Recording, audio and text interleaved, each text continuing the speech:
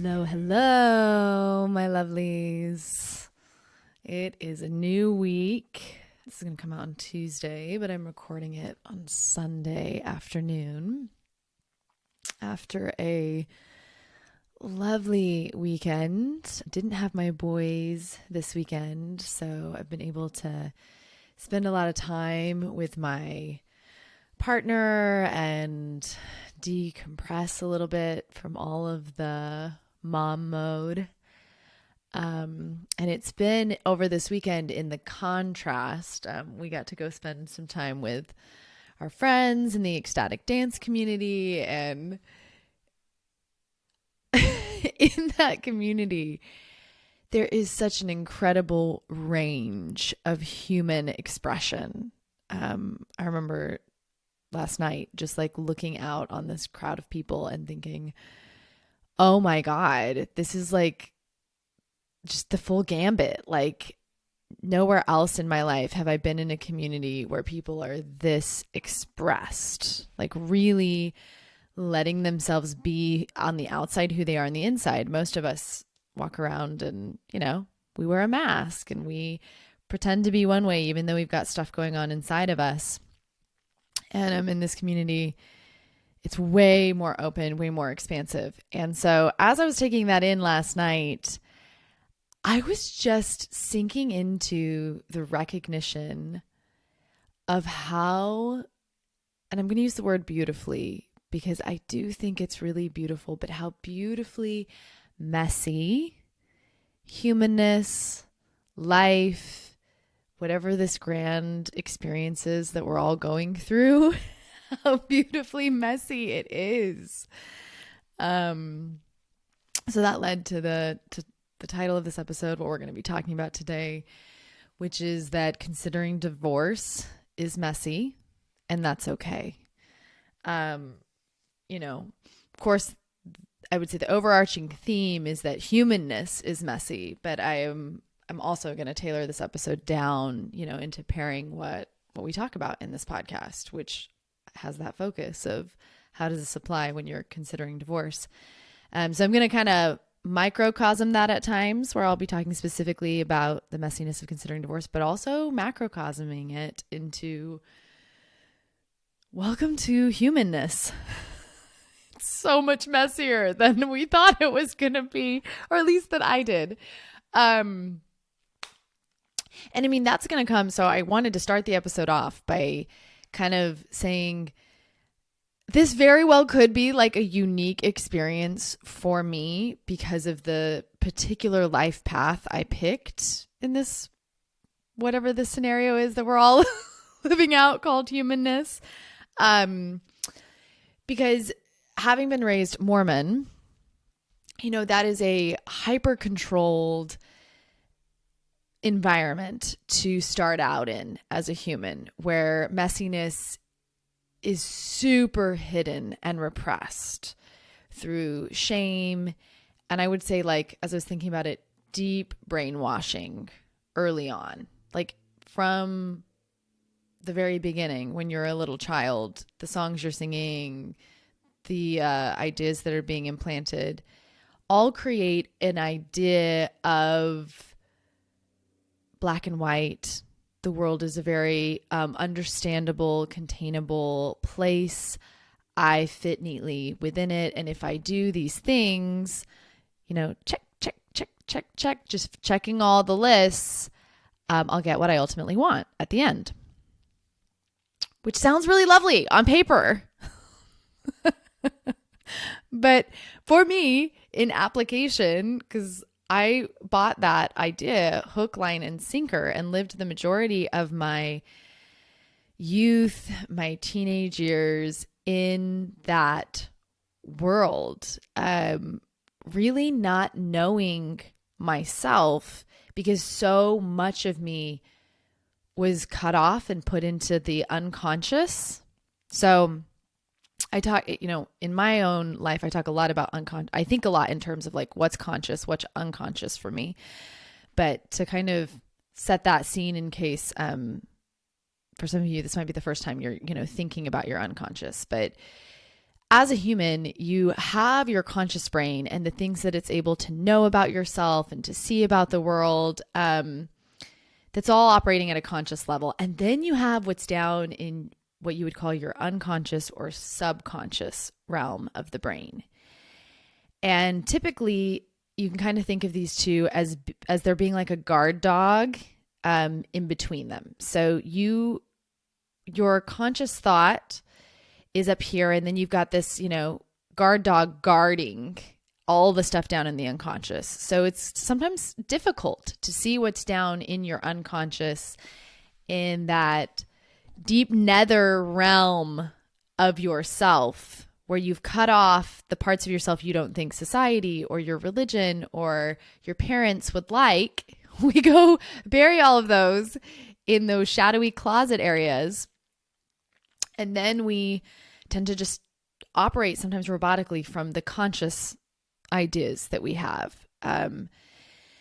And Mormonism really facilitated that. Looking back, it facilitated cutting off parts of myself super early on, and then really just pretending like they weren't there, which I think is what maybe, when I look out on society, the majority of us do this. This is what we've learned. This is how to be safe. This is how to fit into the group, right? Which is why now, being in this ecstatic dance community and seeing this much of a range, I'm like, oh my gosh, there's just so much more going on in every single human that we meet, that we take for granted, and that we even take for granted in ourselves, because the world we live in, I think just naturally, culturally tends towards homogenous behavior, fitting in, instead of standing out. And especially if you were raised in that environment like I was, the transition to seeing more of yourself can be really intense and overwhelming, to like, oh my God, it is a fuck ton of messy out here. And in here, right? Seeing the messiness around me, seeing the messiness inside.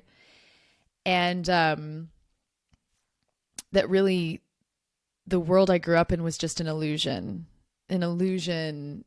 created around, I have control. Ultimately, I have control of who I am. I have control of the world I'm in.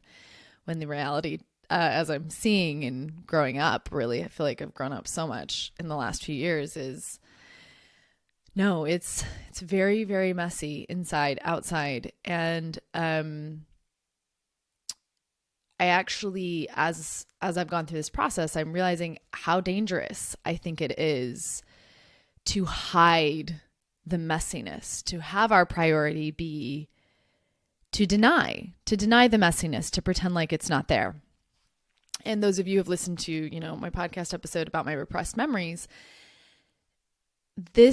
I'm sharing all this because I kind of want to impress upon your mind why this premise of like, it's okay that it's messy, why that matters. Because if you come from a world like I did, where messiness is shamed, where the complexity of being human is hidden, and you're taught, no, it's all really black and white, and you can pretty much, control what's going to happen, control the people around you. What that leads is to a lot of repression. And as shown from my incident with, the events in my life of my own parents, who for the majority of my life I felt hid their messiness. I believe my mom knew about my dad's abuse of me when I was 5 years old. I believe she thought she could control that and just hide that, instead of really addressing and like, okay, this is messy. We're going to bring this out in the light, and we're going to actually deal with this. It was suppress and hide, tuck it under the rug. I'll take care of this. We can control this. This isn't a problem, which ultimately led to a whole bunch of, suppression that then ended up in, I don't think there's any other words. The words that come to mind are like this horrific explosion of my entire family's life later on, with my dad, molesting my younger sister, and all of that coming out right as my mom died of cancer. Like, I come from such a world with such a powerful example to me of messiness is real. Oh, it's here. It's here in all of us. And actually hiding from it can have way worse long-term consequences than just bringing it into the light and being like, okay, here it is. Like, let's look at this. Let's talk about this. Let's actually dig down deep instead of just shaming and shoving under the rug what's here. So, with that in mind, I was thinking, okay, like, what are 3 things that I would want, 3 ideas, 3 beliefs, 3 things that I've learned for myself that have helped the most in embracing the messiness, in letting go of the need to like lie and create stories and realities that hide ourselves from ourselves. And that ultimately our shadows are not these things we need to hide and be afraid of our whole life. That actually bringing them into the light, seeing the full range of what we are, is what allows us to truly be the most connected to, I think, who we are. Because when we have stuff in the shadows, it can kind of puppet the strings. It can kind of puppet us without us even realizing it from our subconscious. So I'm going to dive in to those 3 things, and with each of them, hopefully be expounding a little bit more on, why the messiness is here, why it's not a problem, and advocating for letting yourself be messy. So the first one, I guess, concept I came up with that I wanted to share with you guys is realizing that who you think you are and what you think you want may not be the whole story. Now, it's this thing that we do as humans where, once again, the nature of life is change. It is variability. If you look around you, things are always changing. Like, that which is stagnant is not filled with life. Life is always changing, always evolving, always growing, always living, always dying. Ergo, we as humans, I think because we're so resistant to change, we want to feel like we're in control, like we're the boss. We tend to stagnantly want to think of ourselves in one framework, right? Like, this is who I am. I am this and this and this. I am outgoing. I am friendly. I am a mother of 3. I am a coach. We love I am statements. We're much less comfortable with, and especially like thinking of ourselves in terms of the non-positives, right? Like, we want to think of our personality and almost like lean it towards all the positives, kind of minimize the negatives, and just get through life in that way. And then believe that what we want, what we think we want at any specific time, is going to stay the same. And y'all, this is so not the case. And maybe it's from years now, right, of coaching women considering divorce, that it is so glaringly blatant to me that desires change over time. You grow over the span of a lifetime. And what I wanted when I was 19 and getting married, of course, it wasn't what I wanted just, 15 years later when I was considering divorce. And actually not even 15, it was like 12 years later. And so I've as a coach, I've moved into this framework where I think it's almost like silly to look at someone and believe that a choice they made when they were 19 is going to still be what they want when they're older. Now, I'm not saying it can't be, but that shouldn't be like our baseline standard of believing, well, yeah, of course, everybody wants to stay in a marriage that they got into when they were 19. Like that is kind of what we believe. We believe that you make a choice and you stick with it. As I've said in previous episodes, humans just evolve and grow at such a fast rate now that idea is wild. So ultimately, I think that our personalities are just mainly a construct and that they can change as we go through things. And so not taking yourself so seriously in this deep, like, this is who I am, this, which I had a lot of when I was in Mormonism. I thought I knew who I was. I thought I knew what I wanted, but really that was such a narrow definition of myself because so much of it had been cut off and hid, which when you're considering divorce, this can scare the shit out of you because you probably never saw yourself as someone who was going to end up considering divorce, or you never saw yourself as someone who was going to, perhaps you had an affair. Never saw yourself as being someone who was going to have an affair. Can tell you how many women have gotten on calls with me and been like, they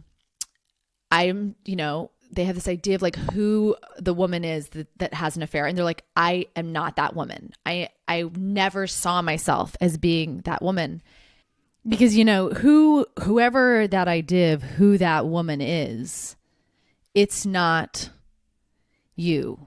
This is a woman who I think of those, terrible stories about the Jezebels and the, from Christian lore.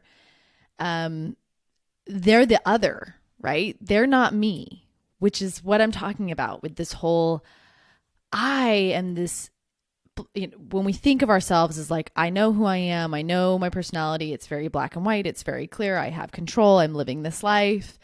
It's very easy for us to other the aspects of ourselves that we don't want to look at. And so that can create that really disorienting moment of, whoa, wait a second. I want something more. I'm actually not as happy with everything as I thought I was.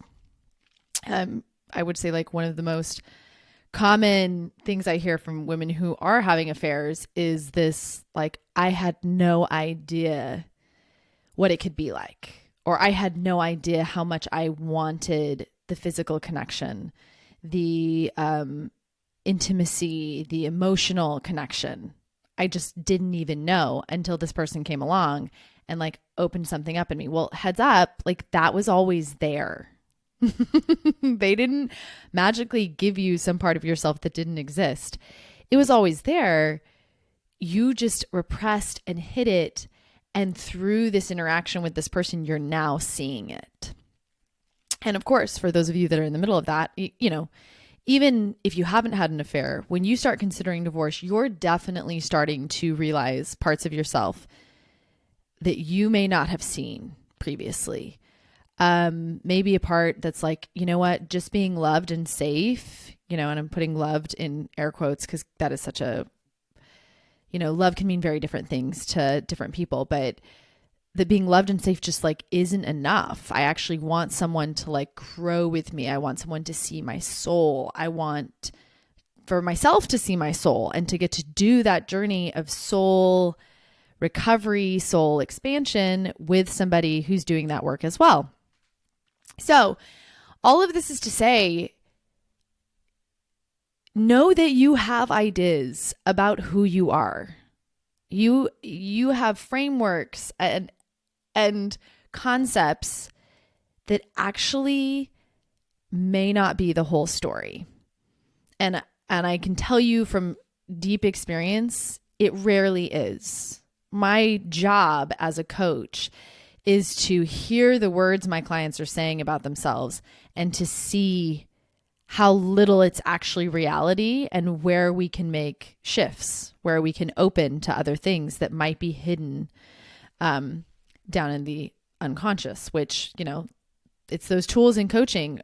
I can't say that like, I just got really lucky that I found coaching because it gave me the tools to be able to step back from my life, not be so caught up in the hologram, right? In all of the sensory input and all of the stuff happening to me externally, to be able to internally step back and really witness my brain and what's going on with awareness.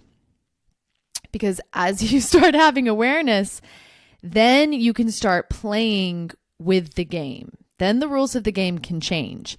Until that, you're so caught up in the game and what you think you are and what you think is capable or possible for you that you're really just being run off of that, puppeted by that subconscious kind of in the background with that conscious brain overlay of thinking everything is a certain way. And anyways, I know I'm going pretty deep with this idea, but hopefully you guys are following me a little bit. There's a lot more here than you may think. So stepping back into awareness and really recognizing you may not know the whole story about yourself. You may not actually know what you want most. And that's probably really likely, especially if there's been a period of time from when you married your partner and what you thought you wanted then can definitely have changed up till now. Okay. Building on that idea, the first one was, realizing who you think you are and what you think you want, and that it may not be the whole story, leads me into the second thought that I just really loved. And I really wanted as like a grounding central thought in this episode, which is let yourself be messy. In the work that I do as a coach, I see so often how shame and self-judgment and self-hatred are really the biggest blocks in the growth you all are wanting, in the ability to make the decisions, to move forward with your life. You can't go after what you want if you're stuck in shame about what you want. You're just going to be going in loops, right? Because you want something that you think you shouldn't want. So you keep trying to convince yourself that you shouldn't want it. But the reality is you do want it. So you keep doing all these subconscious behaviors to self-sabotage you because what you really want is something you think you shouldn't want. Did you follow that? So we play these games where we spend all of our energy trying to pretend like we don't want what we want and trying to push ourselves back into the box to be content with what we have, because some part of us thinks that should be enough. But what's really being shown is that it's not. Obviously, there's some deeper, messy part of us that is wanting more. And until we go look at that and learn how to be with the messiness of ourselves, we will forever be, I think of it as like, breaking things in the kitchen and then walking in a few minutes later and being like, oh my God, who made this mess? Like your subconscious is in there doing shit. And then your conscious brain comes in and is like, oh my God, what happened? And really it's you and those subconscious desires all along kind of mixing this beautiful pot of experience that is your life. So a huge piece of letting yourself be messy is realizing life is 50-50. It is the light and the dark. And like I've described previously, you want all the colors. If we just have all pastels, there's no depth to that painting. And humans are, as I said at the beginning, way more expansive than we are led to believe. At least in my environment. That may not be the case for all of you. So I don't want to like blanket statement that, but for those of you that grew up in more controlled, more maybe religiously connected environments where there seem to be a lot of answers and there's not a lot of appreciation or development of being able to sit in the questions and just sit with like there are no answers. Realizing that life is not black and white and clear cut can be a shock. Because we have these ideas of how it's going to go. This is also, I remember thinking of a friend who basically had said, I think she said she'd like spreadsheeted her life. Like she knew like, okay, at this age, this is what's going to happen. Then we're going to go do this. This is where we're going to live. And how disappointing and frustrating life was from that framework, because it never goes the way you think it's going to go. And, but do you see how if you can expect that, if you can kind of get ahead of the ball on that with just like, yeah, this life is crazy. It's so wild. Like stuff is always changing, growing, evolving all around you. I think you get a little bit more lightness in your step then, and you're able to not take stuff so seriously, traumatically, dramatically at the time. And I'm talking about present day life, right? It's definitely a different approach when you're processing the trauma and drama of your past. But right now, in the present, when you let yourself be messy, I've seen a deepening in your empathic and compassionate responses to the people around you. Because it's like, yeah, we're all in this together. And it's messy. I definitely have been seeing this aspect. I've been doing some pretty intense work over the last 3 weeks. And I wanted to share to kind of illustrate this like messiness as I've been getting into this partnership, this relationship with this man who, in a lot of ways, I'm getting things that I've always wanted that I've never had. It has been so fascinating to watch how a part of me like loves being in this deeply committed partnership, having this person that like has got my back and loves me. And then there's this other side of me that is like wild and wants to be free and single and feels like restrained. And typically, if I hadn't been doing this work of embracing the messiness, my focus right now in my personal work is being able to love what is, like all of it, to see all of myself. Now, in the loving of that doesn't mean, I'm going out and I'm doing everything that I notice in my shadow or my subconscious that's wanting to have done. But at least in acknowledging and seeing it, I'm no longer like a victim to it, basically. And as I've been learning to witness it without shame, it really reduces the amount of daily drama that I'm experiencing, because I can see these thoughts come in or these desires, and I can just kind of hold them and witness them and be like, wow, look at that. I'm in this really beautiful, committed, loving relationship. And a part of my brain just wants to like run off and sabotage that. How interesting, right? Instead of, oh my God, something's gone wrong. What is this part of me? It's so dangerous. I need to fight it. I need to suppress it. It's just like, okay, what do you have to say? And when I actually do that, I get to learn this whole other side of me that also needs expression, maybe not in the exact ways it's wanting, right? It's been a lot of, which I'm merging into like my third aspect. So I'm just going to introduce that here. So, I'm talking about letting yourself be messy, but the third and final thought that I wanted to go into was like being able to see your shadows and allow them space.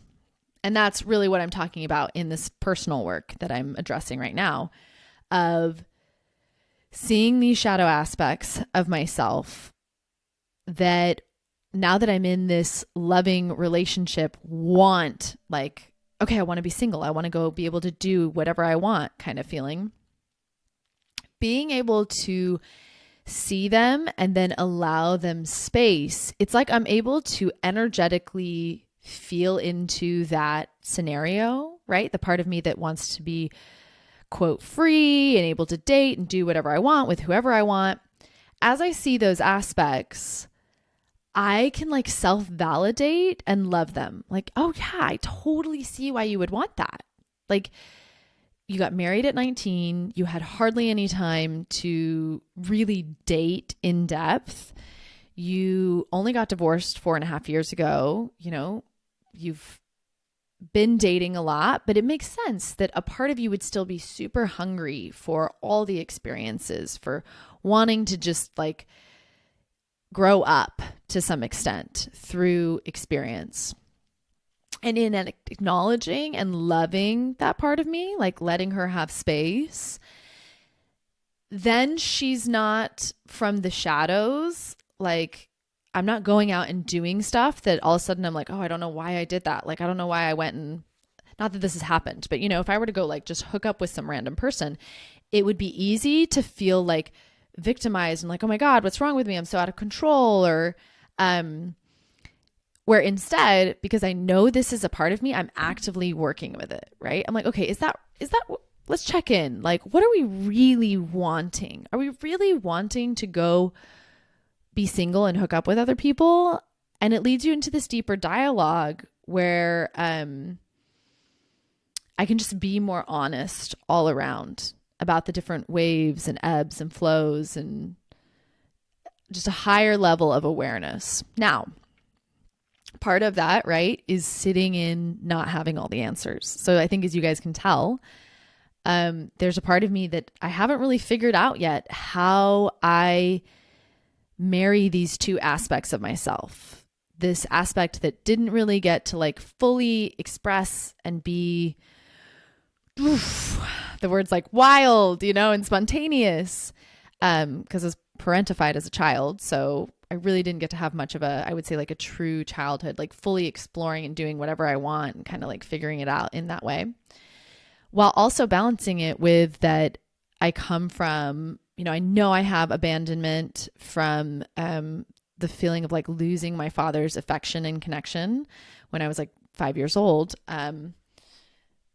When everything kind of, this is my synopsis, but I think when things happened and my mom found out, I really felt a complete loss of my father in my life at that moment. His energy was like removed and my mom became the central parent in my life.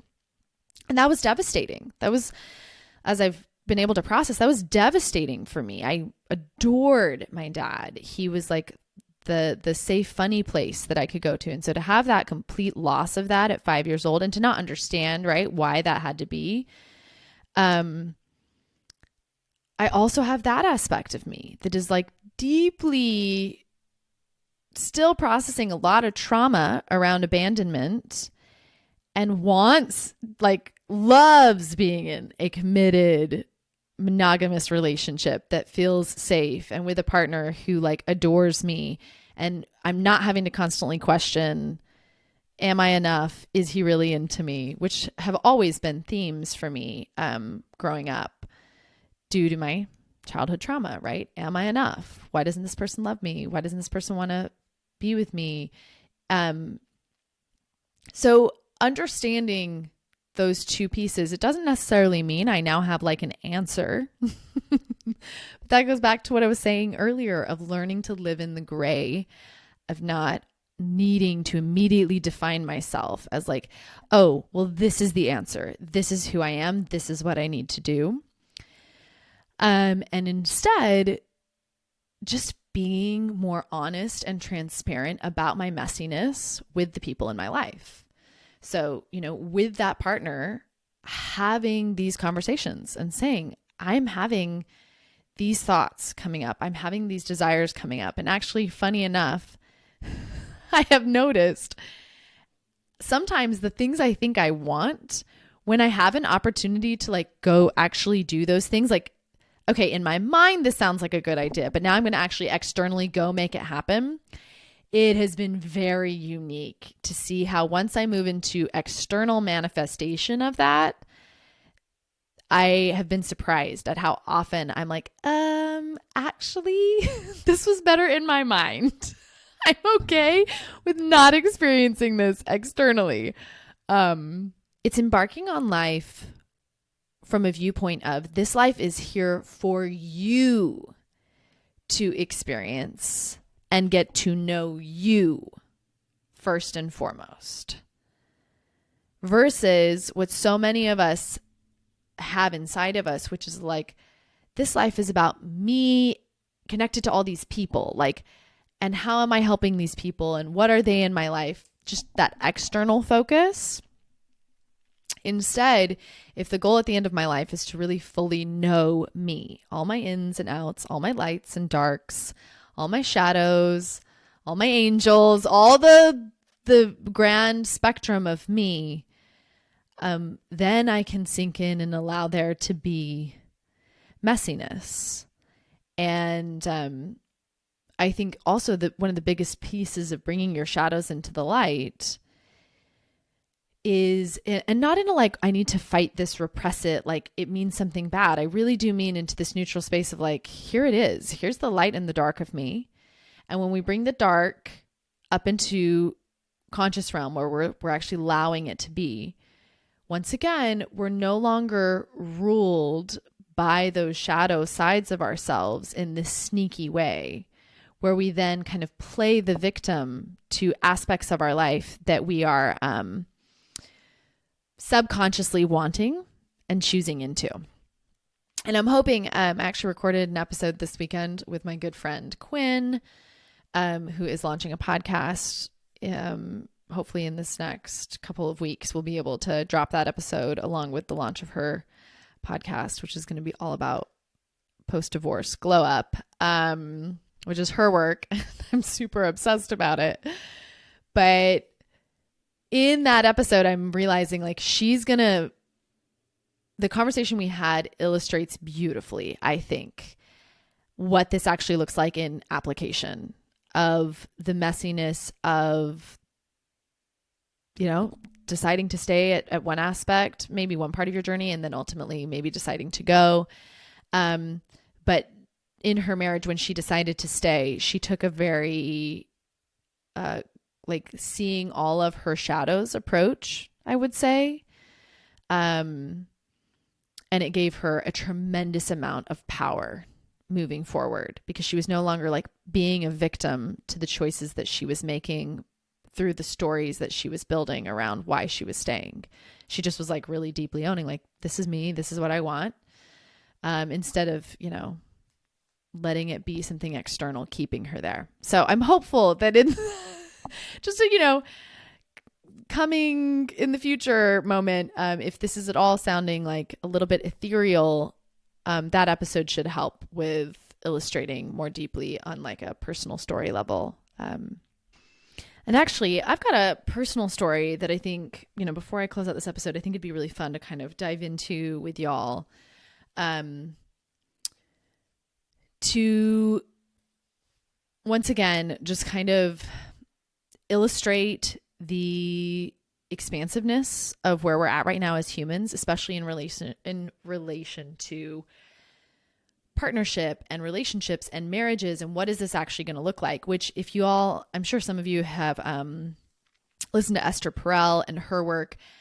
I really love the way she, I think, has pushed forward ideas around non-traditional relationships, finding ways within your partnership to meet all of these aspects that we're realizing like humans need more of in marriage, where previously marriage was like an economic reason. You did it for economic choices or strategic, like, political moves.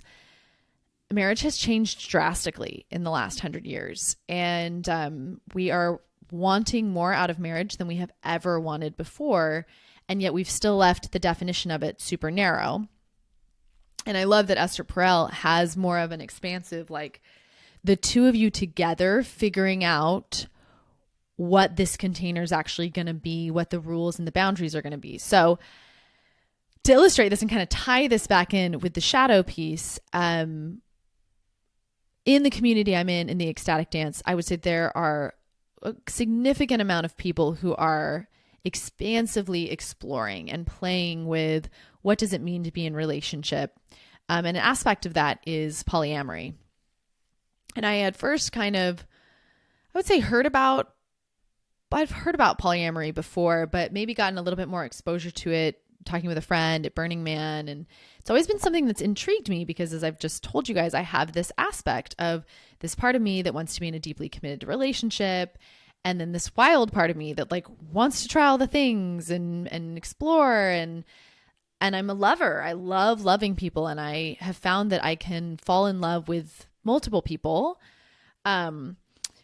And so going into this relationship, you know, where I'm in a community where I would say polyamory is probably more of like the conscious standard a little bit of like relationships in that group.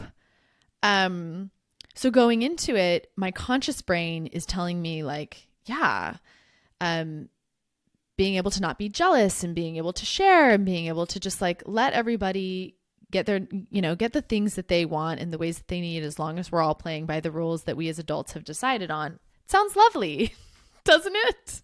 But then I start dating my current partner, and what came through like really, really clearly actually was this deep shadow I have around like the jealousy and the possessiveness and the feelings of like abandonment. And actually it doesn't feel that good in my body to think that I'm going to share you, or that somehow, and that was never a part of our relationship at the beginning, but it was something when we were getting to know each other that I wasn't sure where he was at on. So the gift in letting myself see the shadow parts of me, which were the parts that were like, I don't want to share. I want to be just you and me. Then I didn't have to have all this drama of fighting against myself, right? Of thinking, well, I should be able to share and love in this expansive way. And that's kind of the goal. I was able to stop and go, wait a second, like really, what is my goal here? Why am I thinking I need to be this way when this is actually what I'm really wanting? And heads up, that is the same framework for you when you're considering divorce. Like there are aspects down in your unconscious, in your shadow side, that will tell you what you're wanting most. And the more that you can bring those up, and like I said, put them all on the table. And it's not like, I made this decision where it was like, well, look, I'm jealous and possessive, so like a monogamous relationship is what's best for me, and that's just the end.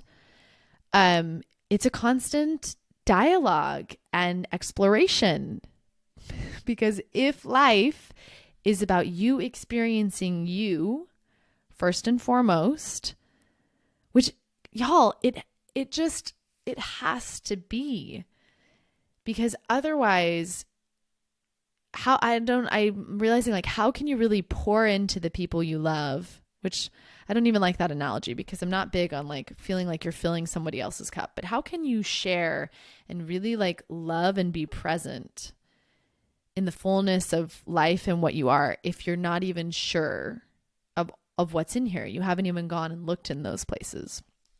And I think we can to some level, but the depth that I think a lot of you are seeking, and what I've really enjoyed over the last 4 years of getting to know myself, is when you're willing to see it all, you're often willing to feel it all, and then life just gets bigger. It feels bigger.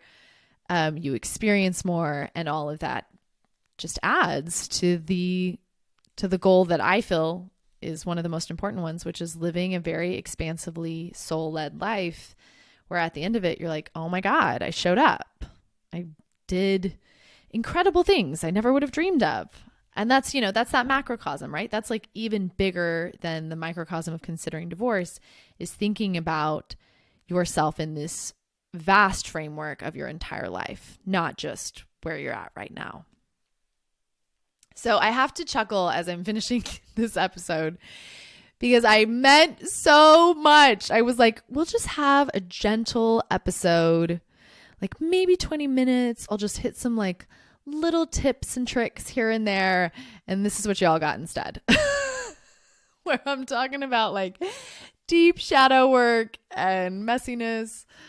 And I'm laughing, and I'm also filled with gratitude that I get to come to this space and share what I'm excited about. I'm not saying it won't. Hopefully, I would love to in the future be able to do some shorter episodes where I just drop little bite-sized stuff. But today y'all got a bit of the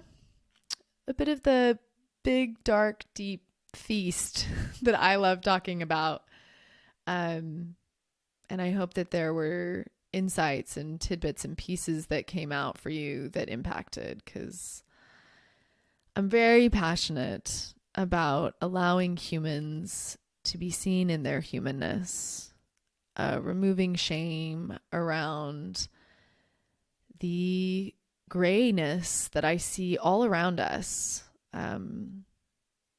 It's there. It just is. And I want to live in a world where we can openly acknowledge that, and not only acknowledge it, but love it in ourselves and others. So that is all for this week, y'all. Just once again, I started working with a few more new clients this last week, and I am adoring getting to coach y'all. So if you've been considering doing a 3-month program with me or one of my coaching intensives, absolutely come work with me. I am in such a great spot right now, having a lot of space and a lot of energy for really going in deep on my clients. That's not always the case with me, as you know, as my friends know, the last year and a half has been a lot of just needing to give that energy and space to myself. But 2024 has been expansive for me, and feeling my level of being able to hold space for more people than I have in the past has been really fun. It feels so good to be giving back to this community that I love, right? All of my women considering divorce, being able to give to you in the podcast, and then especially getting to meet those of you one-on-one in my coaching offerings. It's really lovely. So if you've been considering that and it feels right for you, reach out. Let's do something, whether that's 3 months or 90 minutes. Both are incredible. And I love getting to see y'all on either. And I'll talk to y'all next week. Till then.